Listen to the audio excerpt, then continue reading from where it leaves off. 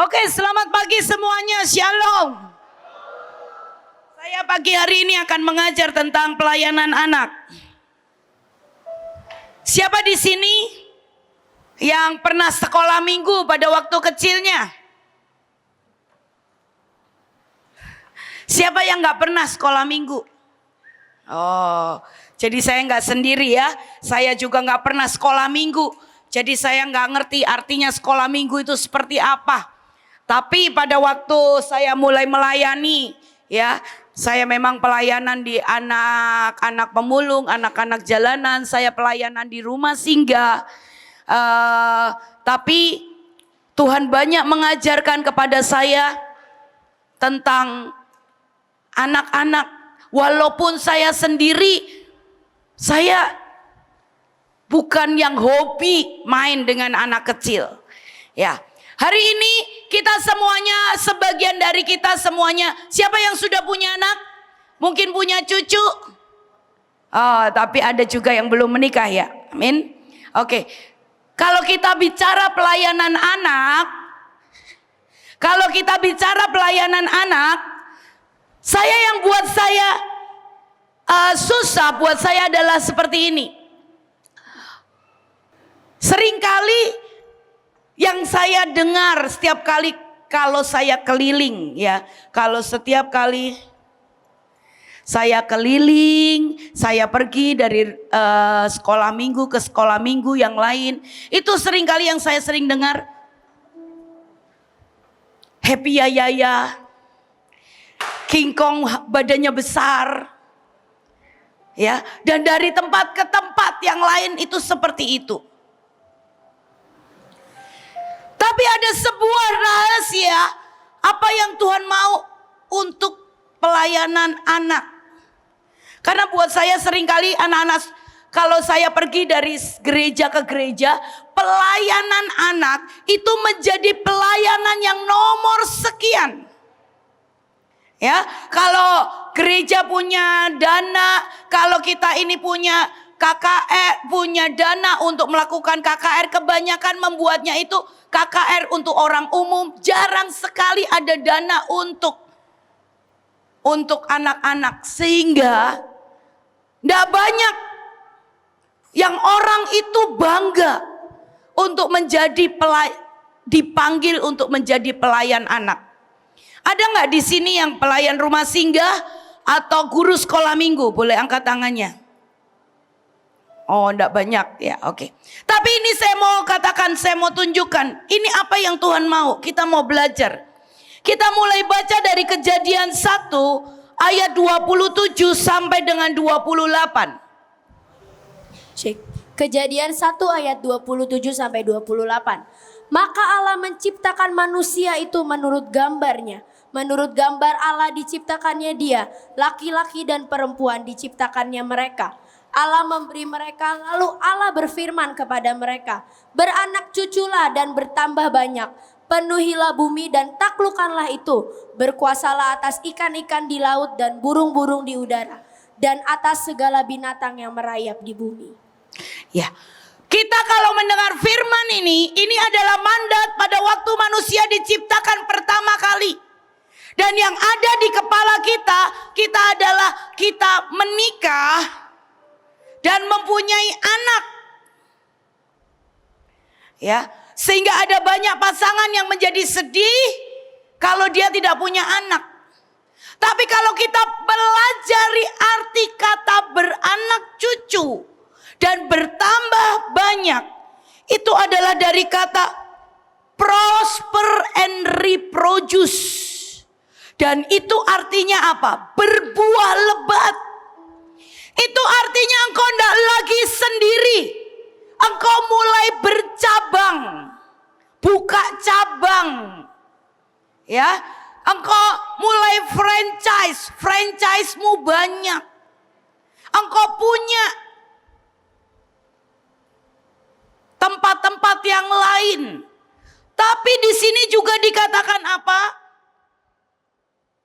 Dia itu menggendong. Satu pohon yang penuh dengan buah, maka dia itu punya beban. Ada yang harus dipikul, ada yang harus digendong, ada yang harus itu nempel di dalam hidupnya. Hari ini saya mau berkata, mungkin engkau punya cucu, engkau punya anak, engkau punya rumah singgah, engkau punya panti asuhan. Saya mau berkata, kalau kita mau lihat mandat ini digenapi, firman Tuhan berkata apa? Conquer the world. Kuasai bumi dan taklukkan. Cara menguasai dan menaklukkan bumi ini, yang pertama adalah dengan beranak cucu. Tapi bukan artinya engkau punya banyak anak. Tapi artinya di sini adalah engkau menggendong banyak orang. Orang-orang yang ada di bawahmu. Anak-anak yang sudah Tuhan percayakan. Mungkin engkau ketemu dengan seorang pengemis. Mungkin engkau ketemu dengan seorang pemulung. Mungkin engkau ketemu dengan anak yang cacat. Dan hari itu Tuhan berikan beban di hatimu. Kalau kita mau conquer the world. Kita mau penuhi bumi. Menaklukkannya dan menguasai. Maka gendonglah generasi demi generasi. Saya cuma punya anak jasmani cuma satu. Tapi saya punya puluhan ribu anak-anak. Yang seringkali setiap kali saya jalan, itu cuma mereka nyapa Bunita, Bunita, kadang-kadang minta dipeluk. Bahkan kadang-kadang namanya saja saya tidak hafal satu persatu. Tapi begitu mereka itu ada di dalam hati saya, maka itu saya menggendongnya bukan cuma setahun 2 tahun. Tapi itu digendong sampai ujung, sampai selesai tugasnya. Dan sampai selesai tugas kita. Itu artinya juga digendong buat apa? Digendong dalam hal iman. Digendong dalam hal pelayanan. Digendong dalam pengenalan akan Tuhan. Digendong untuk bisa ketemu Tuhan. Bapak Ibu, anak-anak, belum tentu semuanya bisa langsung ketemu Tuhan sendiri. Oleh sebab itu kita perlu menggendongnya. Membawanya di hadapan Tuhan.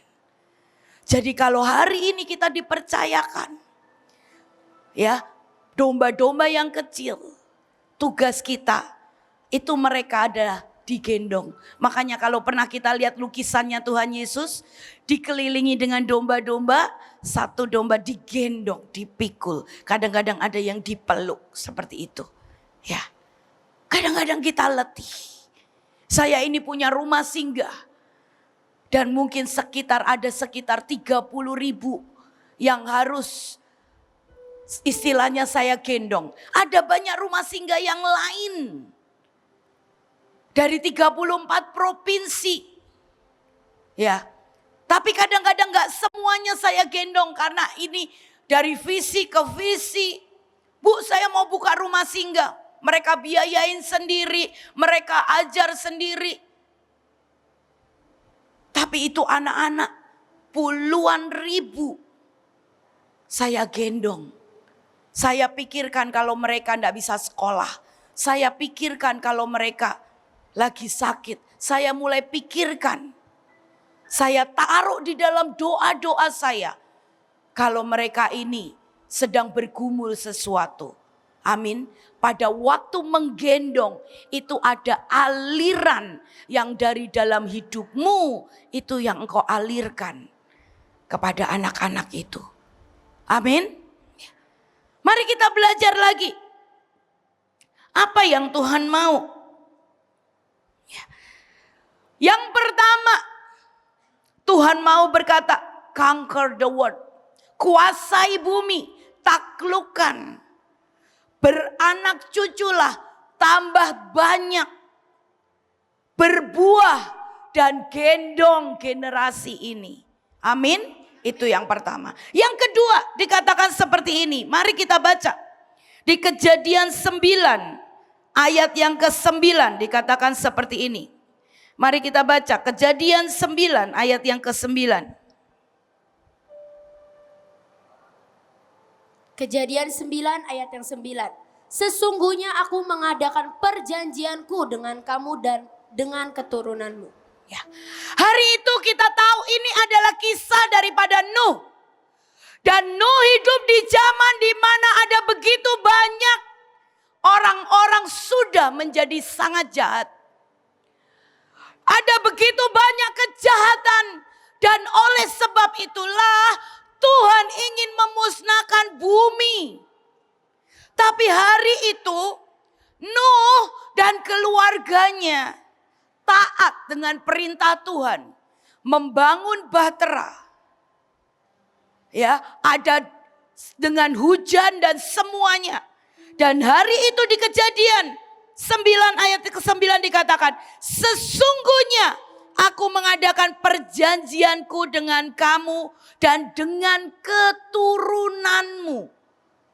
Kita ini mesti tahu kenapa kalau kita dipanggil untuk melayani satu generasi, kalau kita dipanggil untuk melayani anak-anak keturunan yang berikutnya, generasi yang berikutnya. Hari itu Nuh, di zaman Nuh, orang-orang sudah jahat. Pada waktu Nuh taat melakukan seperti yang Tuhan mau. Pada waktu Nuh menggendong 3 orang anaknya, 3 orang menantunya, dan istrinya. Nuh sedang meriset ulang satu generasi. Amin. Dari generasi yang dikatakan firman Tuhan loh berkata bahwa generasi ini sudah jahat, makanya Tuhan mau musnahkan. Tapi pada waktu Nuh berdiri, Nuh sedang meriset generasi yang baru. Artinya meriset itu tahu nggak? Kalau Bapak Ibu ya semuanya itu ditata ulang. Itu mulai dari nol lagi. Itu mulai dari awal. Dan tahukah kita, setiap kali kita dipercayakan anak-anak, mungkin dipercayakan ada anak pungut, ada anak angkat, ada anak panti asuhan, ada anak rumah singgah. Kalau engkau tahu artinya menggendong, engkau ini sedang berdiri buat anak ini. Saya minta contoh satu, mana Ishak atau siapa? Anak, satu anak, cepat. Ini namanya siapa? Yakub dari NTT. Ya, keluarganya kurang mampu. Ya, kamu ndak bisa sekolah. Ya, dan kita tahu yang dari NTT sangat mengerti artinya. Yang pertama kemiskinan. Yang kedua itu perzinahan. Yang ketiga agamawi. Mereka itu ke gereja semuanya tapi nggak punya pengenalan akan Tuhan. Pemberontakan. Pada waktu saya berdiri, pada waktu dia muncul di hadapan saya. Dan hari itu saya berkata, mulai hari ini kamu menjadi bagian dari anak-anak yang saya bimbing. Itu tahu nggak? Saya sedang memotong semua akar demi akar. Memotong semua yang turun dari atas. Dan saya sedang meriset ulang hidupnya. Dan itu menurunkan yang dari saya. Itu turun kepada anak ini. Betapa pentingnya kita ini memegang dan melayani generasi. Jadi untuk sekolah minggu, untuk pelayanan anak-anak, itu gak bisa dengan yang namanya happy ya.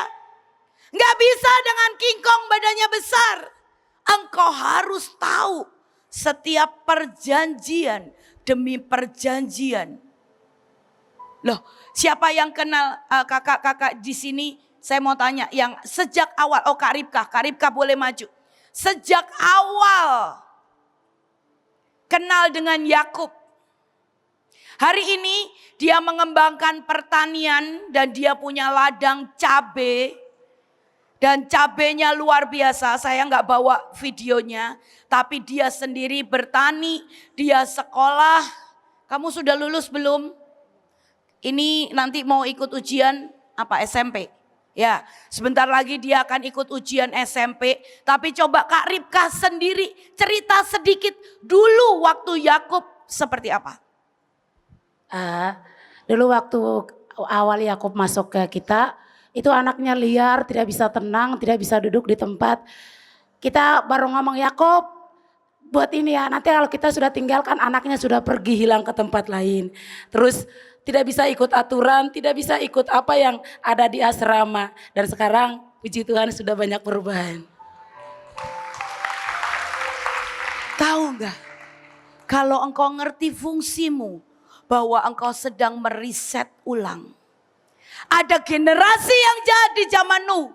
Tapi pada waktu Nuh berdiri dan Tuhan berkata, sesungguhnya aku sedang membuat perjanjian dengan engkau dan keturunanmu. Tuhan sedang membuat perjanjian dengan saya dan seluruh keturunan-keturunan yang ada di bawah saya. Anak-anak yang ada dan sungguh-sungguh saya berkata ini akan menjadi generasi baru. Generasi rumah singgah, generasi dari Indonesia yang baru. Generasi dengan karakter Kristus, generasi yang diputuskan dari setiap kutuk. Ini anak sudah bisa nginjil.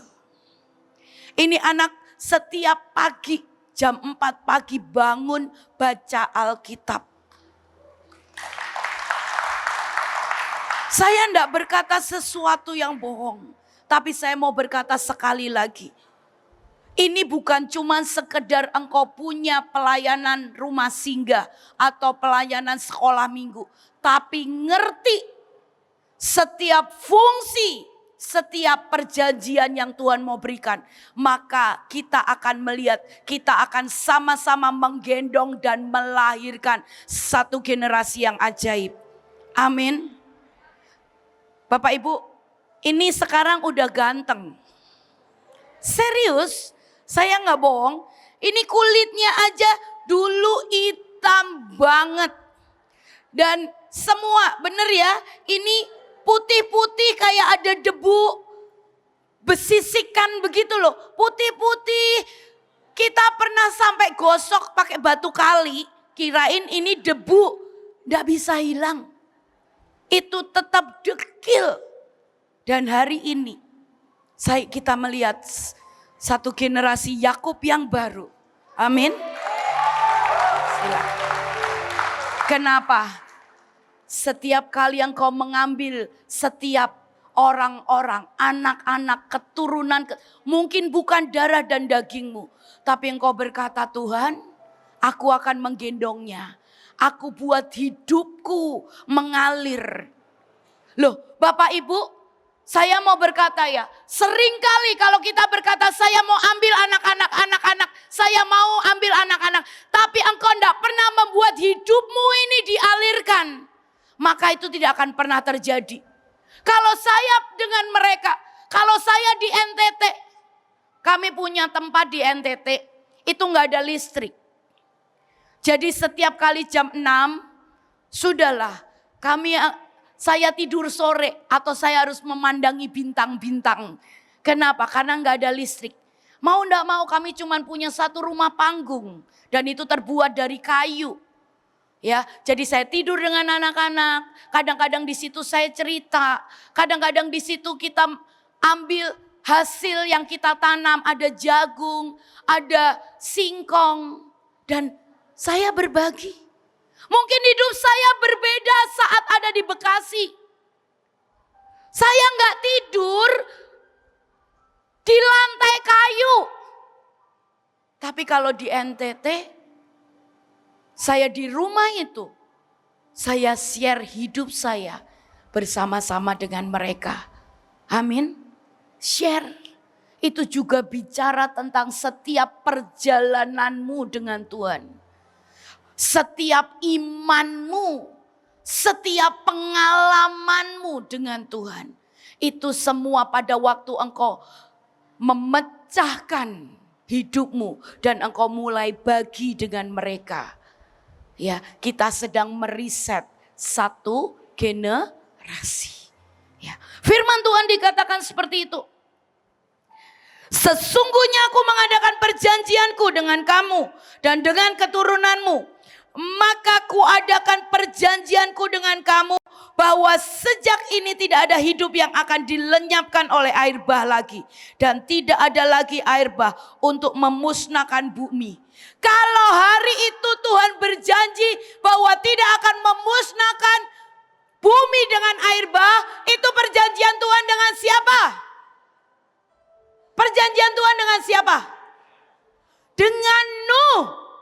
Tapi jangan lupa, karena itu hanya dibuat pada waktu dibuat dengan Nuh, itu juga berlaku untuk keturunan. Kalau Tuhan berkata, Nita, aku akan urapi engkau, maka anak-anak yang ada di sini, yang ada di bawah semuanya, mereka akan mendapatkan urapan. Kalau pada waktu Tuhan berkata, Nita, aku berkati engkau, lumbung-lumbungmu tidak akan pernah kosong, maka semua ini mereka akan terima lumbung-lumbung perjanjian yang tidak pernah kosong. Itu arti kata di reset. Semua yang lama diperbaharui, dipotong dan dimulai dengan yang baru. Amin. Ya. Mari kita lanjutkan. Perjanjian Tuhan dengan Abraham. Mari kita baca. Dari Kejadian 22 ayat yang ke-10. Kejadian 22 ayat yang 10. Sesudah itu Abraham mengulurkan tangannya, lalu mengambil pisau untuk menyembelih anaknya. Lanjut ayat 17 sampai dengan 18. Maka aku akan memberkati engkau berlimpah-limpah dan membuat keturunanmu sangat banyak seperti bintang di langit dan seperti pasir di tepi laut. Dan keturunanmu itu akan menduduki kota-kota musuhnya. Oleh keturunanmu lah anak-anak kita, semua bangsa di bumi akan mendapat berkat karena engkau mendengar firman-Ku. Dikatakan seperti ini, oleh keturunanmu lah anak-anak kita, yaitu kita semuanya, semua bangsa di bumi akan mendapatkan berkat karena engkau mendengarkan firman-Ku. Ini perjanjiannya. Bumi ini akan diberkati oleh karena keturunan Abraham. Keturunan Abraham itu siapa? Bapak, Ibu, dan juga saya. Saudara semuanya dan juga saya. Amin. Tapi kenapa sampai bisa ada perjanjian itu? Pada waktu itu, apa yang dilakukan oleh Abraham? Dia persembahkan anaknya yang satu-satunya. Dia persembahkan anaknya yang tunggal. Anaknya yang paling dicintai. Dan hari itu dia berkata dia sudah ambil pisau dan dia letakkan di atas mezbah. Pada waktu Abraham tidak menyayangkan yang paling dia cintai. Tuhan berkata, Abraham, aku buat perjanjian kepadamu. Dan bahkan Tuhan berkata, aku bersumpah. Oleh keturunanmu lah maka bumi akan diberkati. Arti kata memegang perjanjian. Ini tidak perlu melewati lagi. Kalau hari itu Abraham, dia mempersembahkan anaknya yang paling dicintai. Dan berkat itu, perjanjian itu turun. Kita ini keturunannya, kita tidak perlu meletakkan anak kita di mezbah dan angkat pisau. Artinya apa sih? Kita tidak perlu melewati hal yang sama. Apa yang sudah dibayar oleh para pendahulu kita, itu menjadikan kita ini bisa menikmati perjanjian demi perjanjian. Kalau hari itu saya pernah kehilangan anak saya. Anak saya yang pertama meninggal. Usianya cuma 1 minggu. Dan Tuhan berkata, mulai hari ini tidak akan pernah ada lagi keguguran rohani. Mulai hari ini engkau akan lihat lawatan demi lawatan. Itu perjanjiannya. Anak-anak semuanya. Kalian yang semuanya mengerjakan rumah singgah. Kalian semuanya yang mau bergerak menjadi penginjil-penginjil. Kalian sudah tidak perlu bayar seperti yang saya bayar. Tapi kalian bisa angkat itu di hadapan Tuhan. Dan kalian berkata, Tuhan sudah dibayar oleh para pendahuluku. Sudah dibayar oleh semua orang-orang yang Tuhan pilih. Dan hari ini aku berdiri atas Samosir, atas Balige. Dan aku mau berkata ada lawatan untuk jiwa-jiwa. Tidak ada lagi kematian rohani. Tidak ada lagi keguguran rohani. Tapi aku akan lihat jutaan jiwa itu akan bertemu dengan Tuhan. Itu pegang. Di Alkitab, di firman Tuhan. Ada begitu banyak perjanjian. Dan kalau kita mengerti kita ini menjadi keturunan atau anak-anak, kita berhak mengangkatnya. Tapi ada satu lagi, satu pesan. Hari ini kalau engkau dipercayakan ada begitu banyak anak-anak. Hari ini kalau ada begitu banyak jiwa-jiwa yang engkau gendong. Perjalananmu dengan Tuhan itu akan menjadi sebuah perjalanan perjanjian dengan Tuhan. Dan itu akan menurun. Hari ini saya mau berkata kalau engkau punya pelayanan apapun juga. Kalau engkau tidak sedang berjalan dengan Tuhan. Kalau engkau tidak mendengar suaranya dan menjadi taat. Maka perjanjian demi perjanjian ini tidak bisa kita turunkan kepada orang-orang, kepada anak-anak yang menjadi keturunan kita dan anak-anak yang kita gendong. Hari ini kalau saya bisa punya anak-anak yang bisa berperang. Saya lewati peperangan demi peperangan. Saya pernah berperang di Venezuela. Di mana itu saya lewati sungai yang termasuk di dalam hutan Amazon. Dan hari itu kanan kiri semuanya ada lampu merah. Dan hari itu saya pikir ini kok ada lampu merah dipasang di sungai. Ternyata kanan kiri saya adalah buaya. Kalau hari itu kita mengangkat pedang. Ada ribuan petir yang menyambar-nyambar di Venezuela. Hari itu kami diperhadapkan untuk menghabisi, untuk mengurung, untuk mengangkat perjanjian atas malaikat-malaikat jatuh. Maka anak-anak saya, mereka akan mewarisinya. Dan mereka tinggal angkat pedang dan berkata, ingat ya, penyesat, malaikat jatuh, malaikat yang mencuri berkat, malaikat-malaikat jatuh, penghulu-penghulu di udara, suara-suara yang bukan dari Tuhan. Ingat ya, sudah pernah dikalahkan. Peperangan itu, perjanjian itu sudah ada di tanganmu. Amin. Tapi sekali lagi, ini bukan sebuah pelayanan yang biasa. Kalau engkau ngajar sekolah minggu, ngajar rumah singgah. Tapi gak ada yang engkau turunkan perjalananmu dengan Tuhan. Maka engkau juga tidak akan pernah melihat perjanjian itu jadi atas anak-anakmu. Maka engkau tidak pernah melihat ada iman yang diturunkan. Maka engkau tidak akan pernah melihat semua yang Tuhan jalinkan di dalam hidupmu.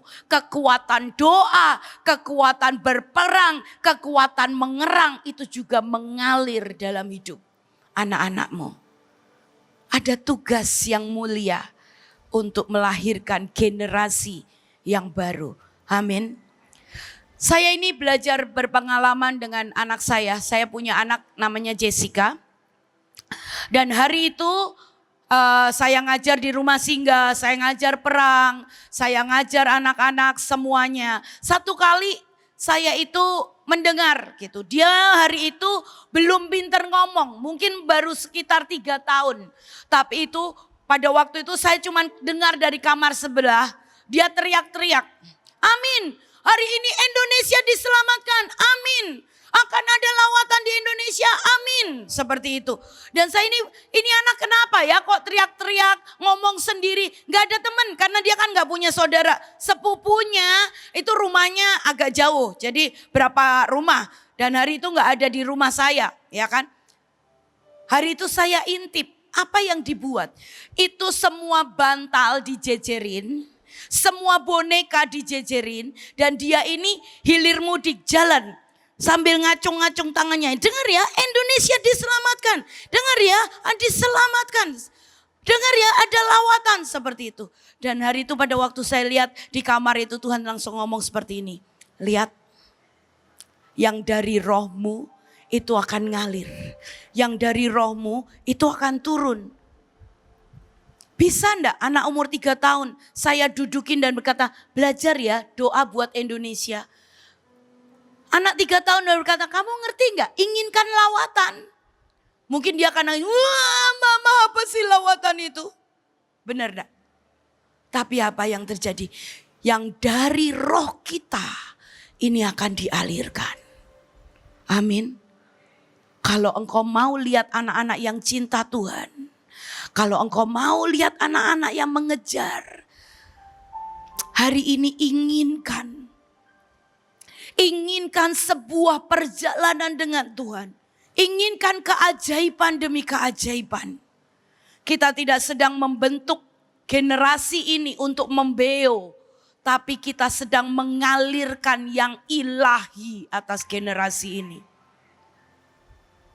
Kalau generasi itu membeo, seberapa banyak yang sekolah minggu? Hari ini sebelum Petrus, ya kan? Dia menyangkal Tuhan Yesus, maka apa yang terjadi? Ayam berkokok berapa kali? 3 kali, kokok gitu. 3 kali Petrus menyangkal. Tapi ayam cuman berkokok sekali. Siapa yang menelan Yunus? Ikan paus. Jadi itu yang ada di otak saya setiap kali lihat ikan paus. Oh ini pernah masuk Yunus di sini. Tidak pernah dikatakan. Cuman dikatakan ikan besar. Kenapa? Sebuah perjalanan iman. Itu akan diturunkan. Amin. Ya.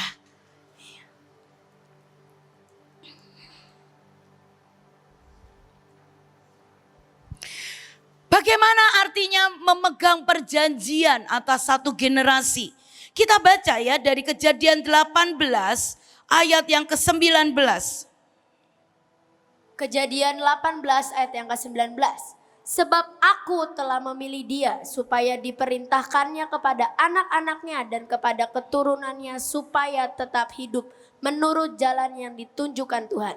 Dengan melakukan kebenaran dan keadilan. Dan supaya Tuhan memenuhi kepada Abraham apa yang dijanjikannya kepadanya. Kalau kita ini memegang perjanjian atas generasi demi generasi. Hari itu Abraham dikatakan apa? Keturunanmu akan menjadi sangat banyak. Dan Abraham dikatakan akan menjadi bapa atas segala bangsa. Amin. Apa yang dilahirkan oleh Abraham?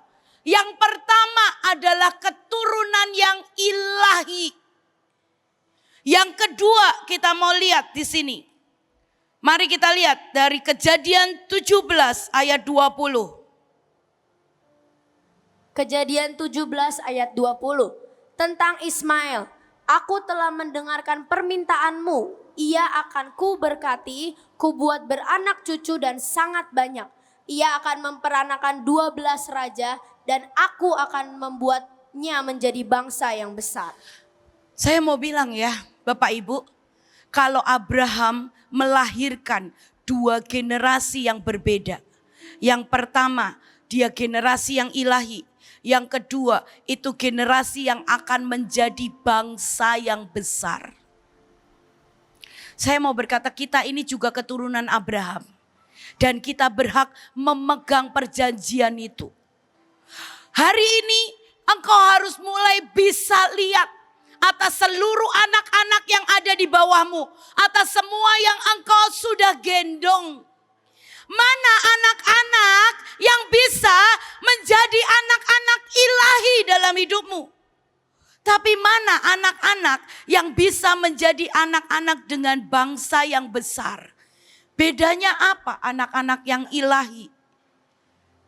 Anak-anak yang ilahi itu mengalirkan semua benih-benih ilahi. Anak yang ilahi itu seperti Abraham dan Ishak. Abraham punya perjalanan dengan Tuhan, Ishak mengalami perjalanan dengan Tuhan. Dan itu mewarisi yang dari Abraham itu sampai turun. Tapi ada juga yang namanya generasi yang akan menjadi bangsa yang besar. Dan itu kita tahu bahwa itu diambil dari keturunan Ismail. Hari itu Abraham melakukan sebuah kesalahan dengan dia mengambil Hagar. Dan dia melahirkan Ismail. Dan sebab itulah selalu antara Ishak dan Ismail itu selalu bertolak belakang, itu saling melukai, itu sampai hari ini tidak bisa bersisian.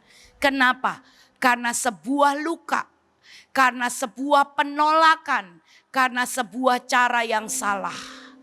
Tapi saya tetap berkata, kemarin Tuhan berkata seperti ini, nak, buat mereka mengerti dari setiap generasi yang mereka pegang. Akan ada anak-anak yang ilahi.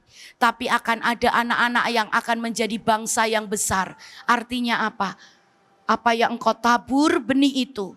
Engkau akan lihat someday. Kalau engkau terus gendong dalam doa, dalam semuanya. Engkau akan lihat orang-orang penguasa-penguasa yang akan keluar. Engkau akan lihat orang-orang konglomerat yang akan keluar. Engkau akan lihat orang-orang yang punya peranan demi peranan. Dan itu akan takut akan Tuhan. Hari ini saya mau berkata, mungkin hari ini engkau punya 100 anak sekolah minggu. Mungkin engkau punya 1000 atau 500. Engkau harus mulai bisa melihat mana keturunan, mana anak-anak yang bisa diwarisi secara ilahi dan yang rohani. Tapi ada anak-anak yang kita harus besarkan, kita harus encourage, tapi mereka akan menjadi bangsa yang besar. Menjadi penguasa-penguasa, menjadi orang-orang yang akan menjadi besar. Dan hari ini, dari apa yang engkau gendong, itu bisa lahir dari 2 generasi ini. Seringkali kita memaksa anak-anak kita semuanya pintar berdoa. Tapi engkau harus tahu, akan keluar anak-anak yang pintar berbisnis. Akan keluar anak-anak yang pintar lobbying. Dan dua-duanya ini akan keluar. Oleh sebab itulah tidak bisa cuman dengan satu yang ilahi. Tapi dua-duanya harus berjalan. Ismail dan Ishak harus dua-duanya. Hari ini saya percaya Kedar dan Nebayot sedang kembali kepada Tuhan. Kedar dan Nebayot sedang kembali karena sampai hari ini Abraham terus berdoa di hadapan Tuhan. Dan inilah yang dikatakan akan menguasai dan akan conquer the world. Amin.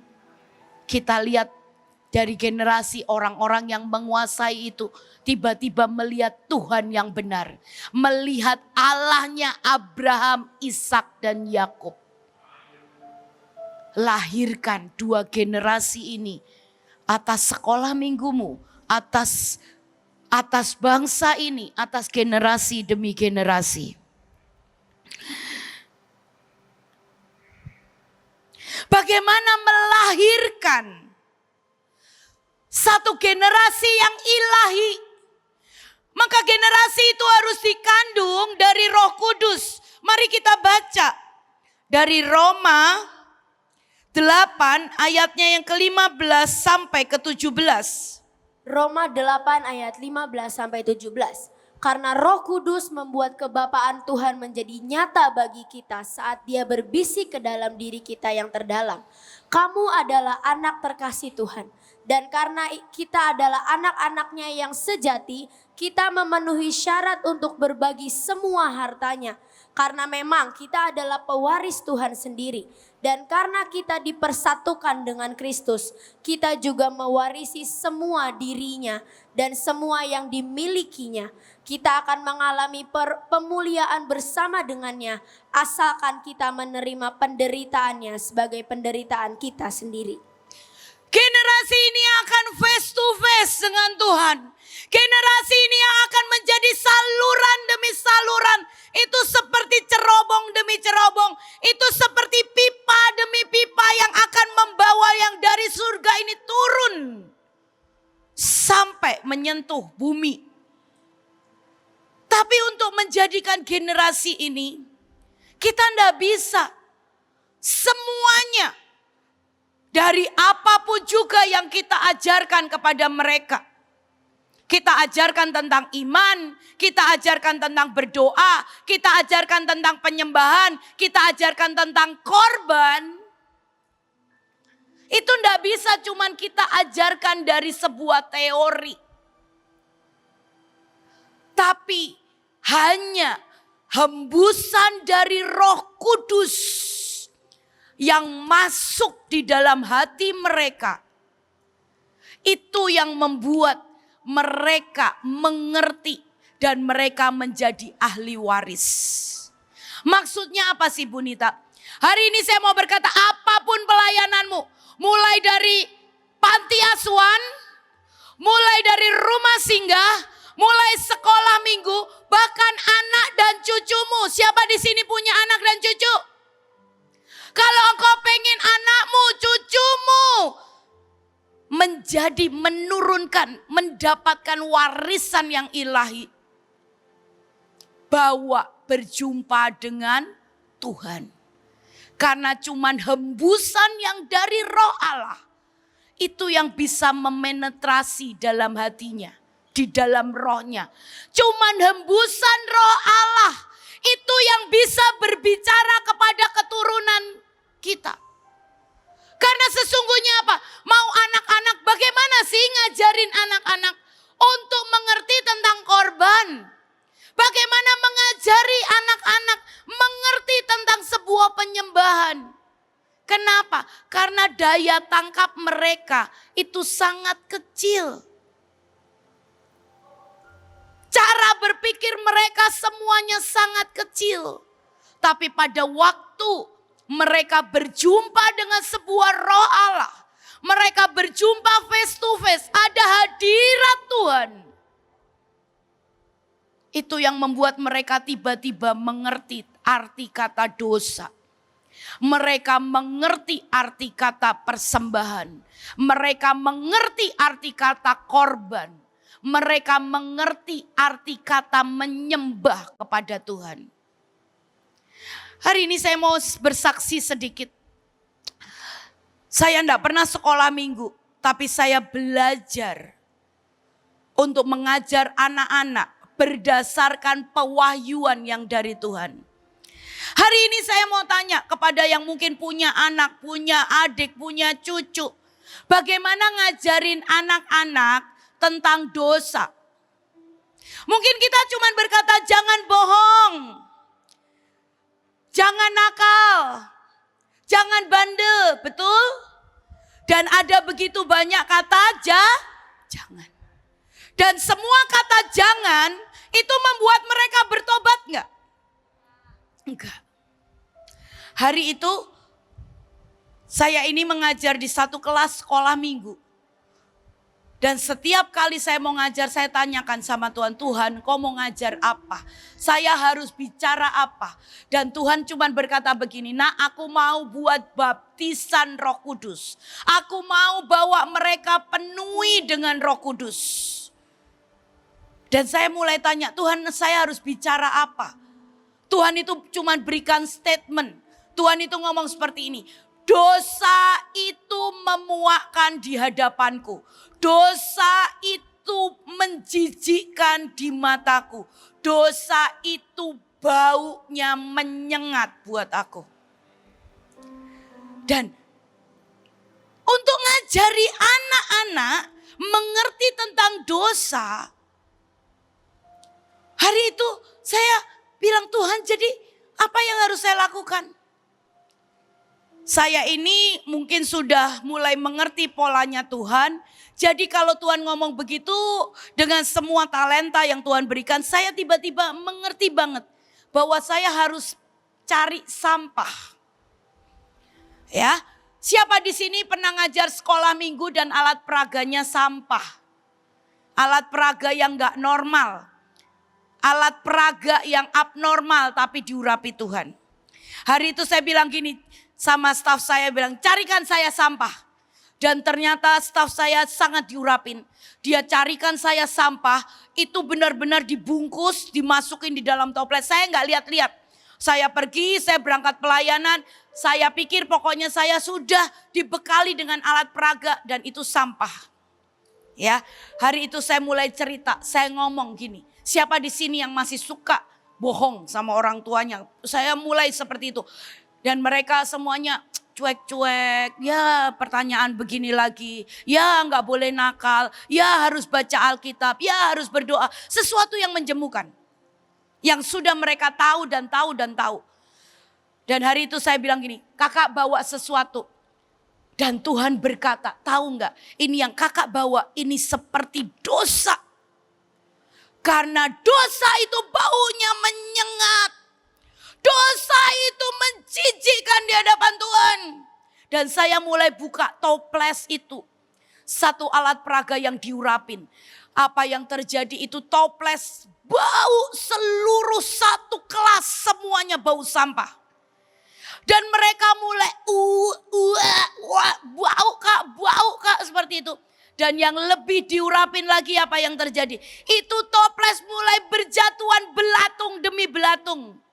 Luar biasa ya staf saya, dicarikan sampah yang penuh dengan belatung. Dan itu berjatuhan belatung demi belatung. Itu alat peraga enggak saya pakai lebih daripada 2 menit. Saya langsung tutup, saya langsung singkirkan dan saya minta dibersihkan. Karena itu kalian tahu sendiri belatung itu bisa lompat ke sana kemari ya kan. Dan saya cuma bilang gini, hari ini kalian tahu enggak Tuhan mencintai engkau. Tapi kalau engkau menyimpan dosa, Tuhan mau peluk engkau. Tapi dosa itu menjijikkan di hadapan Tuhan. Dosa itu bau menyengat di hadapan Tuhan. Dan hari ini kalau engkau mau berkata Tuhan singkirkan dosaku. Lepaskan aku dari setiap kebiasaan buruk. Semua yang aku simpan yang kotor. Itu enggak usah dikonseling, enggak usah didetail, sombong, berzina apa semuanya. Tiba-tiba anak-anak mengerti di dalam hatinya dan mereka mau bertobat. Sebuah hembusan dari Roh Allah itu menciptakan sebuah pengenalan akan Tuhan. Dan pengenalan akan Tuhan membuat mereka bisa melihat. Mereka mengenal Yesus yang kita sembah. Dan mereka mewarisi yang ilahi. Amin. Kalau engkau mau melahirkan, belajar dengar apa yang kau harus turunkan untuk anakmu. Anak saya pada waktu kita pada waktu itu belum pinter berperang. Setiap kali ada acara selalu anak saya ini panas, demam, sakit, kesetrum. Itu dari kecil, kesetrum lah, keselengkat lah apa semuanya. Dan hari itu dia lihat kita mau buat acara besar di GOR. Saya masih ingat banget itu pertama kali saya buat Messi, saya buat boneka yang berjalan-jalan itu kuning besar itu seperti itu. Dan hari itu dia mimpi, dia bilang gini pagi-pagi, "Mah, aku mimpi ada monyet besar yang mengurung aku. Ada kerangkengnya, ada kurungannya. Dan pada waktu aku dikurung, aku ini panas dan gak bisa turun-turun." Itu memang benar, dikasih tempra, dikasih obat apapun gak turun. Dan saya cuman bilang gini, "Ayo belajar sama mama berperang." Dan hari itu saya ajarin dia dengan bahasa yang paling sederhana. Berkata, dalam nama Yesus semua roh monyet menyingkir dalam hidupku. Semua monyet yang mengganggu, semua monyet yang mengurung, mundur dalam nama Yesus. Bagaimana bisa mengajarkan anak-anak? Semua yang ilahi itu harus dihembuskan. Bagaimana yang ilahi itu engkau bisa tangkap? Itu pada waktu engkau mendengar yang dari Tuhan. Dan melakukannya dalam ketaatan. Sekali lagi Jessica pada waktu itu dia berbahasa roh di usia 3 tahun. Tuhan cuma berkata dalam 1 bulan. Tuhan berkata tumpang tangan setiap hari. Kamu tumpang tangan setiap hari berbahasa roh. Tumpang tangan setiap hari bahasa roh. Dan berbahasa roh saya tumpang tangan, saya nggak tahu apa yang Tuhan mau kerjakan. Pada waktu kita doa sama-sama, saya ini mendengar suara yang pelan-pelan, tapi komat kami. Dan saya bilang, coba yang kencang lagi, yang kencang lagi. Dia mulai kencang, makin kencang, makin kencang. Dan saya tahu kapan bisa berbahasa rohnya, saya nggak tahu. Tapi yang dari ketaatan, engkau tangkap yang dari Tuhan, itu melahirkan semua yang ilahi. Jangan pernah sekolah minggu menjadi sebuah pelayanan yang biasa-biasa. Yang engkau tahu, engkau berkata, oh iya aku akan melayani sekolah minggu gampang. Hari ini aku akan cerita tentang apa? Sodom dan Gomora. Tapi tanpa ada perenungan, tanpa ada pewahyuan, tanpa ada roh Allah yang dihembuskan, membuat firman itu menjadi hidup. Saya bisa punya banyak cerita bagaimana Tuhan mengajarkan kepada saya untuk bisa bercerita kepada anak-anak ke dalam dimensi roh dan mereka bisa menangkap di dalam rohnya. Amin. Belajar, nanti boleh bertanya, boleh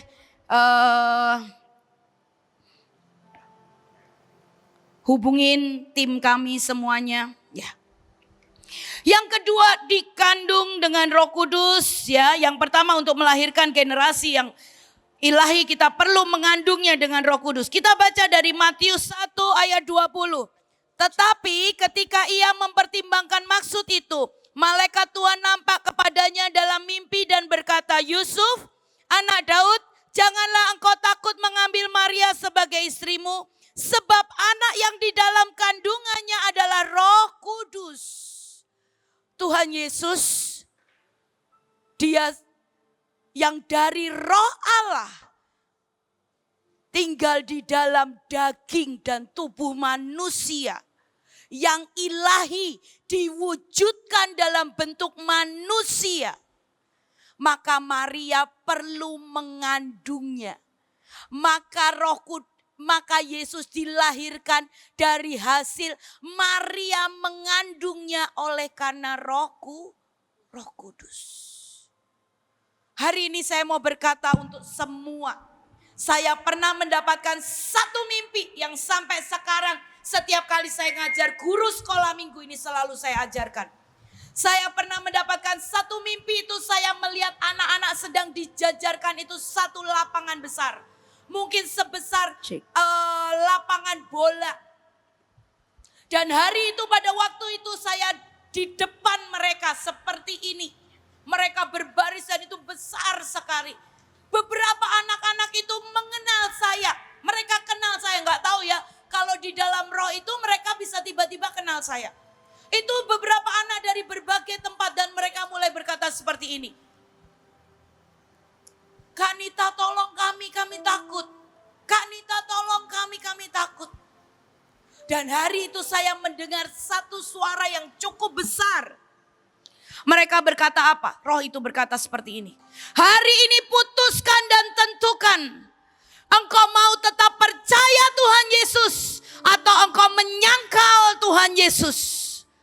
Dan hari itu saya tahu itu masa di mana sebuah masa antikris dan aniaya. Dan hari itu saya berkata kepada anak-anak jangan ada yang takut. Mati itu seperti engkau tutup mata, buka mata, engkau lihat Tuhan Yesus. Tapi jangan pernah menyangkal Tuhan Yesus. Dan anak-anak itu gemetar, nangis, bahkan beberapa ngompol. Maaf kata saya masih ingat sekali. Itu detailnya itu masih benar-benar ada di dalam hati saya. Mereka ngompol, mereka nangis dan mereka berkata, kami tetap memilih Tuhan Yesus. Terus suara itu sekali lagi, suara itu berkata seperti ini. Hari ini sekali lagi pilih dan tentukan. Apakah engkau mau menyangkal Tuhan Yesus atau engkau tetap menyembah Tuhan Yesus. Dan anak-anak itu sambil nangis mereka berkata apa? Kami tetap menyembah Tuhan Yesus. Dan apa yang saya lihat itu pisau, itu panjangnya itu sepanjang lapangan. Itu diayunkan dan itu mengenai leher anak-anak. Dan itu kepala anak-anak mulai berjatuhan.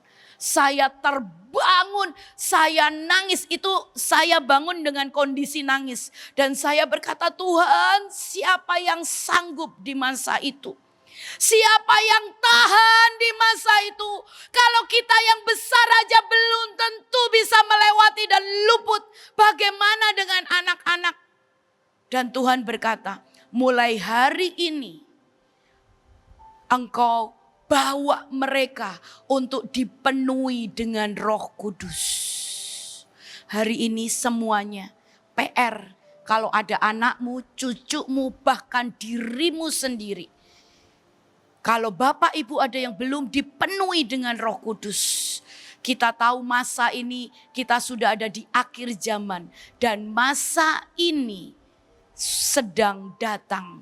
Dan kita cuman bisa membawa generasi ini berjalan dengan Roh Kudus. Seperti apa sih generasi yang sedang kita hadapi ini? Ya, kalau saya langsung kerucutkan supaya waktu. Kita mau kerucutkan, kenapa? Karena generasi yang kita layani, generasi ini kan judulnya pelayanan anak-anak. Generasi yang kita hadapi ini adalah termasuk generasi Z. Dikatakan ada generasi Z. Ya. Generasi Z itu seperti apa? Ya. Generasi Z ini dikatakan mereka tidak bisa terpisahkan dari media sosial. Mereka ini berkomunikasi dengan media sosial. Dan generasi ini menghabiskan waktunya 5-7 jam per hari. Untuk bergaul dengan sosial media. Mereka bukan bergaul dengan yang lain. Tapi mereka bergaul dengan sosial media. Pernah perhatikan enggak? Kalian makan dengan generasi yang baru sekarang, kita ngobrol, tangan mereka, mata mereka, mereka nyaut loh. Apa yang kita tanya, tapi mata mereka, tangan mereka tidak lepas dari gadget. Tangan mereka buka Instagram, tangan mereka buka internet. Betul? Jadi mereka ini adalah generasi seperti ini. Ya.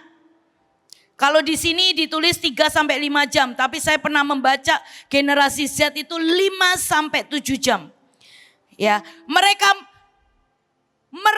mengakses seluruh informasi itu dari internet. Dan saya ini membaca generasi yang kita hadapi, generasi Z ini, mereka itu mengakses solusi kehidupan itu lewat internet. Sehingga mereka mematikan skill, life skill mereka itu dimatikan. Sehingga mereka tidak punya yang namanya fighting spirit. Life skill mereka itu dipasifkan. Apa sih yang roh-roh ini? Supaya kenapa? Kita ini sedang berperang dan sedang merebut generasi ini. Ya. Yuk mari next. Mereka kesukaannya 90% membeli produk di mall dan di tempat-tempat pembelanjaan. Ya, dan mereka ini karena semua informasinya dari internet, maka semua yang ada di internet itu yang ada di memori mereka. Coba bayangin ya ibu-ibu semuanya, sekarang saya tanya, kalau Bapak Ibu bisa nggak di zaman kita ini seumuran saya, ini termasuk generasi baby boomers. Ya, ada 2 sepatu. Satu sepatu harganya 100.000, satu sepatu harganya 200.000. Tapi dari physically kita bisa membandingkan mana yang lebih baik untuk dibeli, mana yang lebih kuat, mana yang lebih worth it. Bisa nggak? Bisa. Kalau mereka nggak bisa. Buat mereka akan cari informasi. Kalau di internet adanya sepatu Nike, adanya sepatu Adidas, itulah yang mereka kejar. Mereka sudah tidak bisa lagi mengerti, membandingkan. Mereka tidak mengerti tentang survei pasar. Mereka semuanya, mereka membaca itu data dari internet. Ya, oke? Ya, makanya kesukaannya kalau kulinernya itu mereka sukanya makanya KFC, Cigo, Pizza Hut gitu ya. Buat mereka nggak keren ayam geprek. Ya, soalnya gini, semua mereka terbiasa kalau sosial media itu hanya menyajikan yang bagus, betul nggak? KFC, Pizza Hut, maaf ini nggak nyebut merek dah ya. Itu ayam-ayam yang seperti itu dan semuanya yang restoran itu. Mereka hanya menampilkan semuanya yang bagus. Orang yang lagi makan lahap ya kan. Yang lagi mengepul, yang lagi enak. Kenapa? Sosial media selalu menyajikan yang positif. Selalu menyajikan yang menarik, yang baik saja. Oleh sebab itulah generasi ini maunya yang penting keren. Maunya yang kelihatannya baik. Generasi Z ini malas berurusan dengan hati. Generasi Z ini malas mengerti tentang arti pengampunan. Malas mengerti tentang arti mengasihi. Buat mereka nggak nonjok, pokoknya ya udah baik-baik aja. Kamu udah mengampunin belum? Buat mereka itu tidak penting. Mereka mengerti tentang pertobatan itu mereka tidak mengerti. Kenapa? Yang buat mereka bertobat adalah kalau hari ini kamu marah, besok ketemu itu senyum. Padahal pertobatan itu di mana? Di hati. Ini loh generasi yang kita hadapi. Itu juga termasuk anakmu, termasuk cucumu. Cucu-cucu kita, anak-anak kita. Ya. Nah, mereka mencari hiburan dari film-film, streaming, musik-musik ya. Dan mereka main game kesukaannya. Dan mereka semuanya mengambilnya dari aplikasi ya.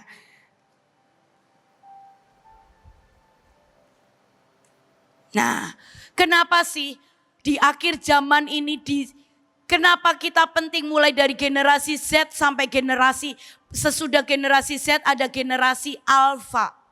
Kenapa? Yang dunia sodorkan ini sedang menggeserkan fungsi Tuhan dan fungsi Roh Kudus. Mereka nggak perlu lagi nanya sama Tuhan. Tuhan yang mana? Mereka lebih suka cari semua pertimbangan dan jawaban lewat internet. Dan mereka kasih segala sesuatunya. Bahkan itu semua yang di internet, sekalipun itu palsu, mereka lebih percaya dengan internet. Dan hari ini saya mau berkata, kalau kita mau melihat sebuah generasi yang baru, maka mau ndak mau kita harus terus dan terus mengenalkan mereka kepada Roh Kudus. Membawa mereka terus bersentuhan dengan Roh Kudus. Karena cuman itu Roh Kudus yang sejati. Bukan yang media sosial, bukan yang internet berikan. Di dalam internet itu ada begitu banyak kebohongan. Ada banyak hoax. Dan mereka lebih percaya itu. Ya. Hari ini kami ini belajar. Kalau misalnya ya, satu kali misalnya anak-anak itu saya utus berperang. Hari itu setiap kali kalau Ibu Iin atau saya berkata gini, di situ akan ada satu tugu yang warnanya merah. Mereka akan cari di internet. Kalau mereka nggak dapetin itu di internet, mereka tidak akan pernah mencarinya dan berkata itu ada. Padahal seringkali apa yang dilihat di alam roh itu jauh lebih nyata di zaman kita. Dan itulah yang harus kita ajarkan kepada mereka. Melihat dari sisi roh Allah.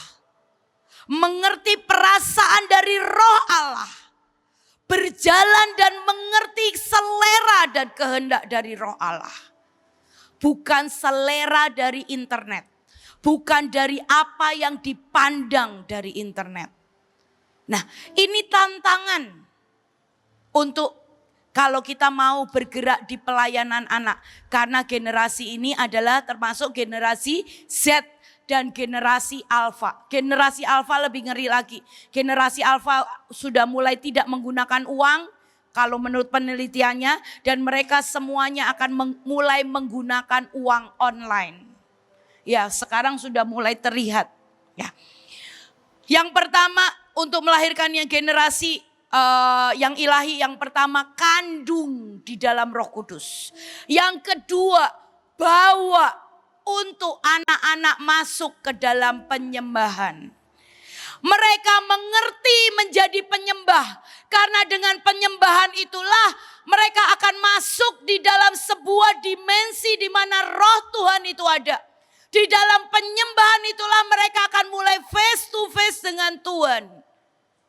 Tapi mengajar anak-anak menyembah itu berbeda dengan mengajar anak-anak menyanyi.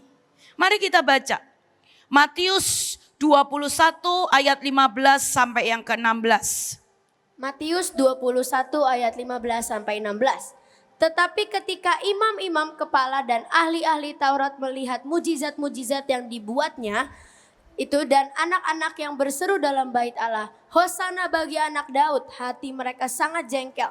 Lalu mereka berkata kepadanya, engkau dengar apa yang dikatakan anak-anak ini? Kata Yesus kepada mereka, aku dengar. Belum pernahkah kamu baca dari mulut bayi-bayi dan anak-anak yang menyusu engkau telah menyediakan puji-pujian.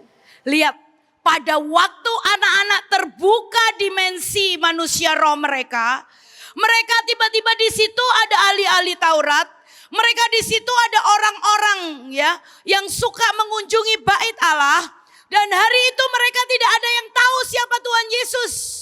Yang berteriak-teriak siapa? Anak-anak. Dan mereka berkata, hai Hosana, Hosana anak Daud. Dan mereka tiba-tiba gak cuman melihat Yesus sebagai Yesus anak dari tukang kayu. Tapi yang mereka lihat, anak-anak lihat itu adalah Yesus juru selamat yang bisa menyelamatkan mereka. Dan inilah yang harus pada waktu mereka mengalami perjumpaan, maka mereka akan mulai menyembah. Dari mulut-mulut mereka akan keluar yang namanya pujian penyembahan. Bawa mereka masuk ke dalam sebuah dimensi roh, manusia roh mereka. Kita ini kan manusia roh, kita punya jiwa, kita tinggal di dalam tubuh. Anak kita juga seperti itu. Ya, jadi buat Bapak Ibu hari ini, jangan seneng anak-anaknya dikasih, males makan, nonton aja dari iPad, nonton aja dari handphone. Itu akan menggeser posisi dan kita akan lebih susah. Tapi hari ini kita mau lihat sebuah generasi yang bisa menyembah dan berjumpa dengan Tuhan sampai mereka bisa mengenal siapa Tuhan yang orang tuanya sembah, yang disembah oleh para pendahulu mereka, yang mereka sembah juga. Terakhir, Wahyu 15 ayat yang kedua. Wahyu 15 ayat yang kedua. Dan aku melihat sesuatu bagaikan lautan kaca bercampur api. Dan di tepi lautan kaca itu berdiri orang-orang yang telah mengalahkan binatang itu. Dan patungan dan bilangan namanya. Pada mereka ada kecapi Allah. Anak-anak generasi Z, generasi Alpha, mau tidak mau mereka sedang hidup di akhir zaman. Dan di akhir zaman mau tidak mau lawan yang ada di hadapan mereka adalah binatang itu sendiri. Jadi kalau kita mau lihat generasi yang menang, generasi yang dilepaskan, generasi yang akan membawa perubahan, berikan kecapi dalam hidupnya. Kecapi itu menjadi senjatanya. Gak sedang cuma nyanyi. Tapi ada rohnya yang merindukan roh Allah dan berjumpa. Dan mereka mulai punya kecapi-kecapi kecil. Dan kecapi itu yang mereka pada waktu mereka nyanyi, mereka bisa memukul mundur roh dari binatang itu jauh dari dalam hidupnya. Bapak Ibu, saya rindu, saya mengajar ini dan kita alert. Hari ini jangan dekatkan, jangan biarkan anakmu diasuh oleh binatang itu. Binatang itu bentuknya itu masuk menjadi gelombang. Binatang itu masuk lewat sosmed. Dan itu sedang menggeser banyak hal. Hari ini lengkapi anakmu dengan senjata kecapi. Pasangin, engkau ambil gitar, anakmu masih bayi, ajak nyembah sama-sama. Sampai dia rohnya menangkap dan ada senjata kecapi di dalam hatinya. Pada waktu anak-anak menyembah, saya percaya sesuatu yang ajaib itu akan turun dan menyentuh bumi ini. Amin.